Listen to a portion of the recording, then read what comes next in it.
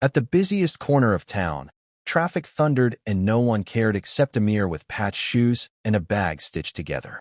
She noticed an old man frozen at the curb, his cane trembling as cars sped past. Everyone else ignored him. Some even laughed at her for stepping forward. But Mira didn't flinch. She locked her grip, guided him through honking horns and rushing tires, steadying his stumble until they reached the other side. She thought it ended there, but the old man's eyes held a secret, and that moment was only the beginning of something that would shake the entire town. Before we go any further, we'd love for you to hit that subscribe button. Your support means the world to us, and it helps us bring you even more powerful stories. Now let's begin. Morning light had peeled over the small town like thin gold paint, but it never reached the narrow streets where she walked. Her backpack hung low, stitched at the seams with mismatched thread. The soles of her shoes felt the bite of every pebble. She kept her head up anyway, breathing slow, counting each step like it mattered. The bakery on the corner pushed out warm air and cinnamon. She paused a second, closed her eyes, and moved on. Traffic roared at the main crosswalk, buses snorting, scooters weaving, headlights blinking even in daylight. She stopped at the curb, hugged her elbows, and let the wind from a speeding truck rattle the loose zipper on her bag. That's when she noticed him. An old white man stood a few feet away, came trembling at the tip, hat tilted wrong, breath shallow. He pressed his lips together as if the whole road had teeth.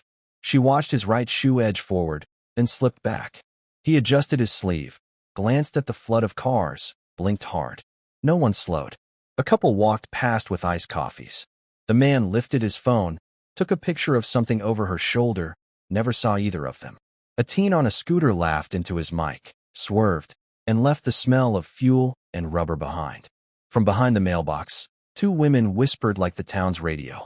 "That's the girl who cleans after school," one said, barely moving her lips. "Always looks tired," the other hummed. People like her should focus on their own problems." They shifted their bags, eyes sliding away when she glanced back.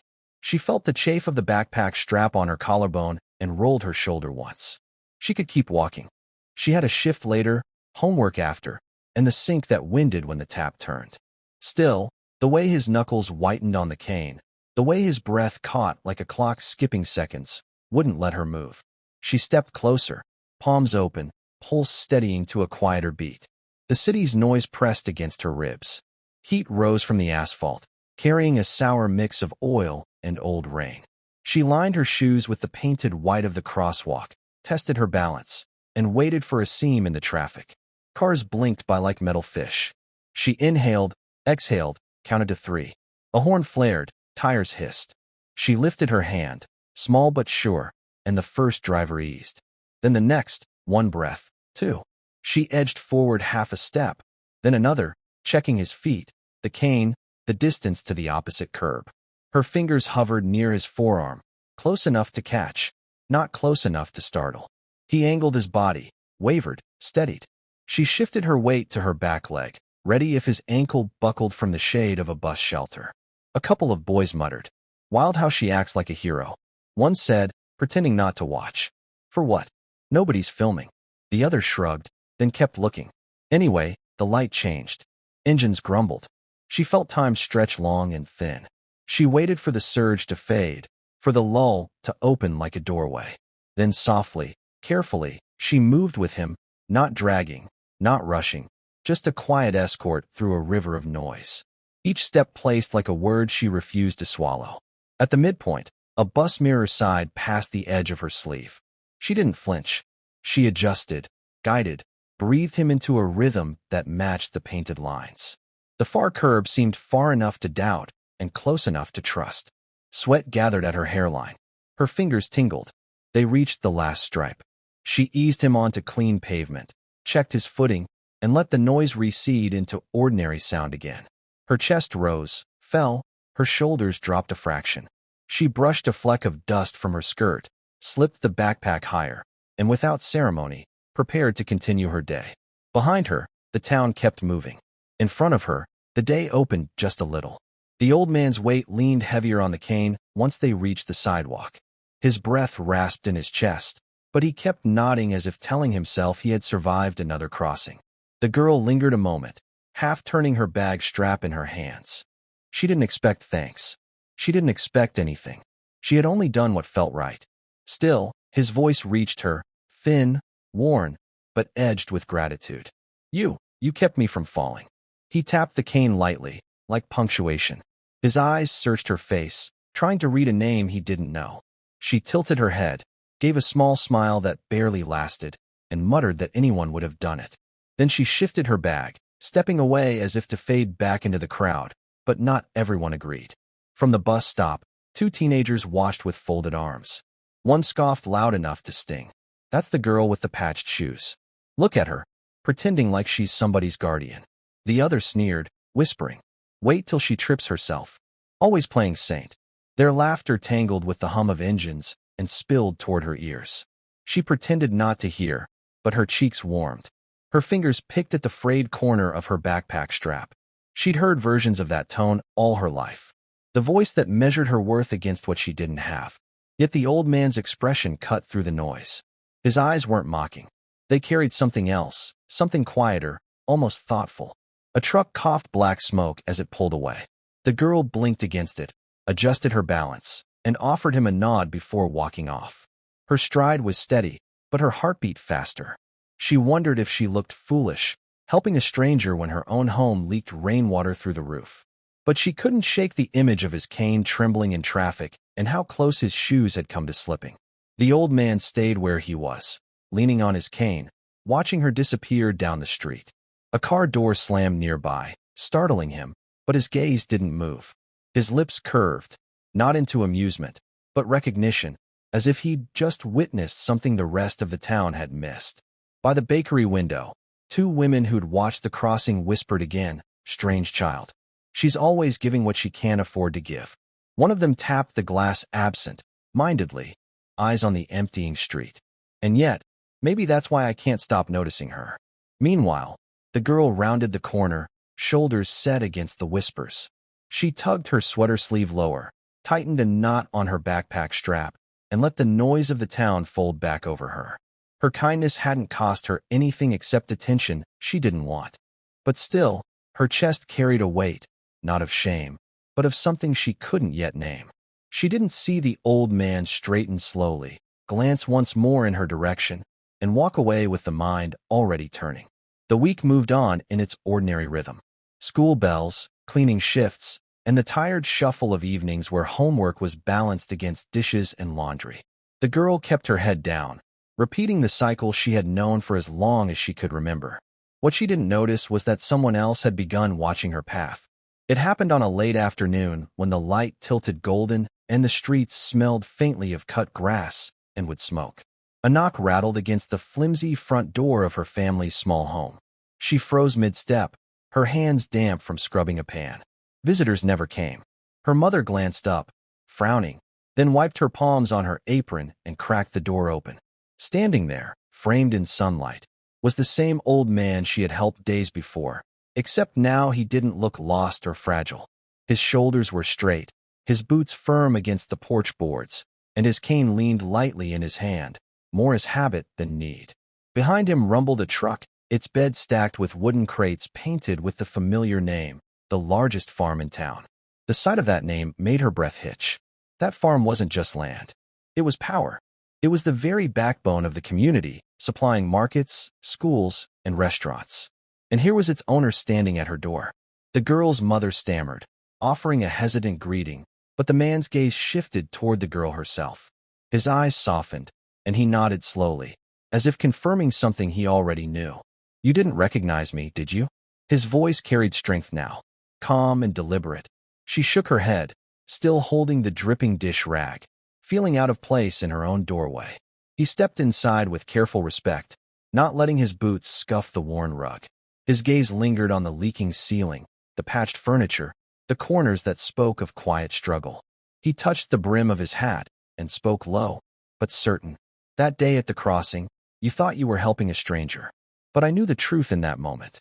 You didn't weigh the cost. You didn't measure whether it was worth it. You just chose to hold on. Her chest tightened, unsure whether to feel proud or ashamed of the attention. She glanced at her mother, whose eyes darted between them, bewildered. The old man set down a small crate he had carried in.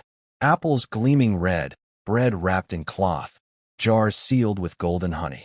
The smell filled the room, rich and sweet. Her little brother hurried in from the back, eyes wide at the sight, but froze when he noticed the man's serious presence. The farmer rested both hands on his cane now, more a symbol of steadiness than weakness. His voice lowered. This town knows me as the richest farmer. They see land, barns, and money. But we wolf means nothing if I can't find someone who remembers what really matters. You showed me that at the curbside, and I've come here because I won't forget it. The girl swallowed hard, the rag still clenched in her hand, dripping water onto the floor. For the first time, she realized that a single choice, the small act of not letting him stumble, had opened a door far larger than she imagined. The crater food sat heavy on the small kitchen table, steam from the bread curling into the dim air. Her little brother leaned forward, nostrils flaring at the sweetness, but still too shy to touch. Her mother pressed her hand to her lips. Torn between gratitude and confusion, the old farmer adjusted his stance, his boots creaking against the wooden floorboards. He glanced around again at the cracked window patched with tape, the chairs held together by nails, the pale wallpaper curling at the edges. He didn't stare in pity. Instead, his eyes softened with recognition as though he had seen rooms like this before. You gave me more than help on that street, he said, steadying his cane against the table. You gave me proof. Proof that kindness still lives in this town. His gaze shifted toward the girl whose fingers twisted the rag at her side. When no one else looked at me, you did. And when I faltered, you held steady. That choice showed me something no coin ever could. Her throat tightened. She wanted to protest, to say she had done nothing, that she was just being decent. But her voice snagged in her chest. He reached into his coat pocket and unfolded a paper envelope. He placed it gently on the table. Inside was a scholarship form, the farm seal stamped across the corner. Her mother gasped softly, her hand clutching the back of a chair. I can pay for your schooling, he continued, his tone firm now. Not charity, not a favor, an investment. Because I've seen what the world misses when it only measures a person by their clothes or their pockets. From outside the half-open window, faint voices drifted in, neighbors passing, their words cutting sharp. Isn't that the rich farmer's truck? What's he doing at her house? One laughed under their breath. Probably dropping leftovers. Poor thing must have begged. The girl's shoulders tensed, but the farmer heard too. He turned his head toward the sound, jaw tightening for a moment. The ears showed in his eyes, not as frailty, but as lines carved by choices and battles. Then he looked back at her. Ignore them. They've lived their lives by counting pennies and gossip. But you've already proven richer than they'll ever be. Her eyes stung, tears pressing hot, though she tried to bling them away. Her mother wiped her face quickly with the edge of her apron, whispering, Thanks, words tumbling too fast to hold, and the farmer wasn't done. He nodded toward her mother. There's work for honest hands at my farm. Wages that can keep this house upright, and meals that won't end with your children still hungry. Her brother's eyes widened, his small fingers finally daring to touch one of the apples from the crate. He bit into it with a crunch, juice dripping down his chin, and the room filled with the sound of something rare laughter. The girl stood there, her breath uneven, the rag still damp in her hand. She couldn't speak, not yet. But deep inside, a new seed had been planted, one that whispered, Your kindness wasn't wasted. It was seen. And though the world outside still muttered its cruel opinions, inside that room, the air felt changed like the first clear breeze after a storm. Months passed, and the girl's life slowly began to change. Not in an instant, not like a fairy tale, but step by step, the way a seed breaks through soil before anyone notices. She woke earlier now, sometimes before the sun, to study with books the farmer had placed in her hands. Her mother walked each morning to the fields, shoulders squared with the dignity of real work, her palms no longer raw from scrubbing strangers' floors for scraps. The town noticed, at first in whispers, then in wide-eyed stares.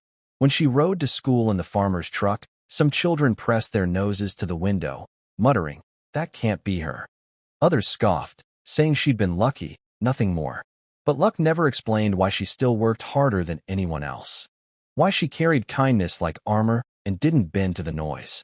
One evening, the school auditorium brimmed with chatter, wooden chairs scraped, programs fluttered, the smell of chalk and perfume filling the air. On stage, the girl's name was called for academic excellence. She stepped forward, braids brushed neatly, a clean dress swaying at her knees. Her shoes, new but simple, clicked softly against the polished floor. Applause erupted. Her mother's hands clapped hardest, tears shining. Beside her, the farmer sat tall, cane resting by his side, pride glowing in his lined face. The girl paused under the stage lights, breath caught in her throat. She wasn't the child with the patched backpack anymore. She wasn't invisible. She bowed her head slightly, not to boast, but to honor the moment. And deep in her chest, she knew the choice she made at a crosswalk. To hold steady, to see someone others ignored had carried her farther than she ever dreamed. The crowd roared, but one truth rang louder. Sometimes the smallest act of compassion is the spark that transforms not only a life, but an entire town's way of seeing. If Amir's story touched you, remember, sometimes the smallest act of kindness can rewrite an entire destiny. If this lesson hit home, don't leave just yet. Subscribe so you never miss the stories that challenge the way you see the world. And if you know someone who needs this reminder today, share this video with them.